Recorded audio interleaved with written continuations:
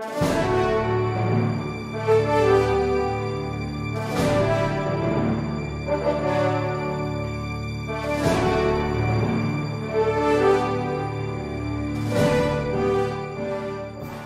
the purchase of the McKinley lot and a year before the purchase of the Bellagio unit, the division in which Justice Corona was a part of issued an adverse decision, dismissing the petition filed by Megaworld Globus Asia Inc.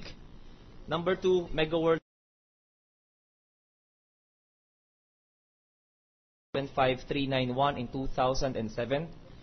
The first division, of which Justice Corona was part, rendered its minute resolution dated 17 January 2007 against Megaworld Globus, dismissing its petition for review under Rule 45.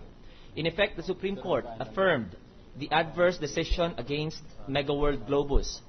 The judgment award by the HLURB against Megaworld Globus is as follows. Wherefore, premises considered, judgment is hereby rendered as follows. Number 1, declaring as cancelled and rescinded the contract to buy and sell entered into by and between the complainant and respondent. And number 2, ordering respondent to pay the complainant the following sums. A, the amount of 14,522,955.68 with interest thereon at 12% per annum to be computed from the time of complainant's demand for refund on December 12, 2000 until fully paid. The amount of 50,000 pesos as exemplary damages, the amount of 50,000 pesos as attorney's fees, and the cost of suit. Megaworld Globus paid the above amounts to respondent, in addition to a 3-bedroom condominium unit at the Salcedo Park as payment for the interest. The total amount paid to respondent, including the amount of the condominium unit, is about 26 million. About a year after the purchase of the Bellagio unit, the Supreme Court again issued an adverse decision against Megaworld Globus Asia Inc. It is significant to note that even before spouses Corona finished their amortization of the Bellagio unit, Justice Corona voted against Megaworld Globus. In number 3, Megaworld Globus Asia Inc. versus Tanseco, GR number 181206 in 2009. The second division rendered the decision dated 9 October 2009, penned by Justice Carpio Morales against Megaworld Globus Asia Inc. Justice Corona concurred in the decision. The dispositive portion of the decision reads, wherefore, the challenged decision of the Court of Appeals is, in light of the foregoing, affirmed with modification. As modified, the dispositive portion of the decision reads, the July 7, 1995 contract to buy and sell between the parties is cancelled. Petitioner, Megaworld Globus Asia Inc., is directed to pay respondent Mila S. Tanseco the amount of 14,281,731.70 to bear 6% interest per annum starting May 6, 2002, and 12% interest per annum from the time the judgment becomes final and executory, and to pay 200,000 pesos attorney's fees, 100,000 exemplary damages, and costs of suit. In satisfaction of the judgment, Megaworld Globus paid the total amount of 21,725,438.02 pesos to respondent, broken down as follows. Principal is 14,281,731.70. Interest is 7,064,175.30. Attorney's fees 200,000. Exemplary damages 100,000. Costs of suit 79,531. The total amount paid by Megaworld Globus is 21,725,438.02.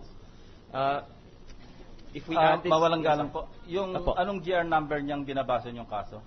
Yung last po is GR number 181206. Hindi po. Ang sinasabi ko, yung ponente o ponensya ni Chief Justice Corona, yung GR number 156200. Doon po ba talo kayo? Nanalo po kami dito ng 5,853,000. Panalo kayo ng 25 million. Naghabol pa kayo ng 1 million dahil 20 hinahabol ninyo. Doon kayo talo sa additional na 5 million pesos na hinahabol pa ninyo. Pero hindi na si Justice Corona ang ponente nun. Hindi po ba? Hindi na ho siya, pero doon sa ponensya niya, panalo kayo, yung 25 million. This was in 2004. 2004, yes. yes. Before he bought from us. Yes, that is correct.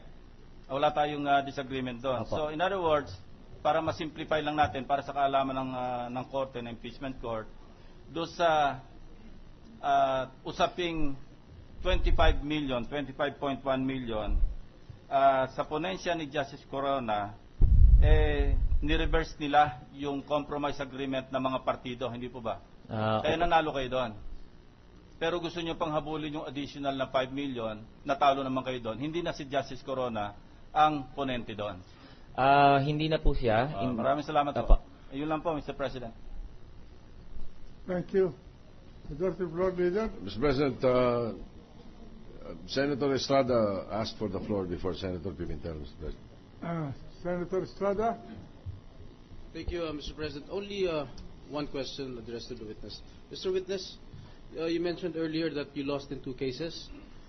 That Yes, was sir. after the purchase of the 2 units developed by Megaworld, am I correct? That's correct, Your Honor. How many cases did you win? Only one? We won one, but that was before he purchased from us. Before he purchased. And that was only 5 million pesos, Okay. 5 point Are there something. any other pending cases of Megaworld before the Supreme Court? I am not aware of that, Your Honor. All I know is that after he purchased from us in 2006, we lost a case right after in 2007. And then he bought again from us in 2008, and then we lost again a case in the Supreme Court in 2009. This is a triple whammy for us, Your Honor, if you look at it. That's already recorded. Yes. What I'm asking of you, do you have any pending cases before the Supreme Court? I am not aware of that. No, I mean pending now. You don't have any idea? I'm not aware of that, sir. Okay. Just in case you can gather some information, can you submit in writing tomorrow if you still have pending cases? I will before do the that, Supreme Your Court? Honor. Thank you. Senator Finally, Senator Pimentel. Pimentel, Mr. President. Senator Pimentel has the floor. Thank you, Mr. President. Payong kapatid lang po sa prosecution as your fellow lawyer, no? Kasi kahapon tinanong ko yung si Attorney Perez ano yung theory of the case. Sabi niya sa discount. Bakit kasi nakafocus kayo sa discount? Sabi niya sa 2, Article 2 at saka Article 3. So nakita na natin ang nangyari ngayon. Hindi po kami nakumbinsi sa relevance nung discount sa Article 2. Kaya ang payong kapatid na lang, huwag nyo na pong pilitin ang discount sa Article 3. Kasi kung babasahin mo yung Article 3, talaga hindi po talaga mapapasok doon. Kasi ang pinag-uusapan sa Article 3, flip-flopping sa letter, excessive entanglement ni Mrs. at saka yung talking to litigants. So, yung kapatid lang para hindi na tayo magkagulo ng katulad na nangyari ngayong araw. So let go of the discount. Kasi wala po siya talaga sa articles of impeachment. Attorney Perez? Yes, Your Honor. Thank you for the suggestion. We were just referring to the provision in the article referring to the moral qualifications of a justice of the Supreme Court. I know, that's Article 3. But Yes, basahin nyo ulit kasi ginamit lang ninyo yung canons tapos binigyan nyo ng example or specific instances, 3 kung paano na-violate yung canon. And ang acceptance of a discount, wala doon. Kaya nga, please, wag nyo na pong pilitin, gamitin nyo yung discount sa Article 3. Payong kapatid lang. Thank Okay, you, Your sige. Thank you po. Thank you. By the way, Mr. President. the gentleman Senator from Revilla, Mr. Cavite. President. Yes. Just a few questions, Mr. President, to the witness. Nabanggit mo kanina ng original price ay 24.5 million. Is that correct? That is correct, Your Honor. At dahil sa damage ng bagyo, binaba mo ang presyo sa 19.6 million. Yes, Your Honor. At ayon sa testimonya mo kanina, binigyan nyo din ng 15% discount. Yes, Your Honor. Correct. Ayon po sa computation ko, ang 15% ng 19.6 million ay 2.94 million. So 19.6 million less 2.94 million is 16 million 0.66. I mean 16 million, 0.66. Bakit po 14.5 million yung binentang unit? Nasaan ang difference na 2.1? Maliban po ron sa 15% binigay namin bilang discount dun sa maliit na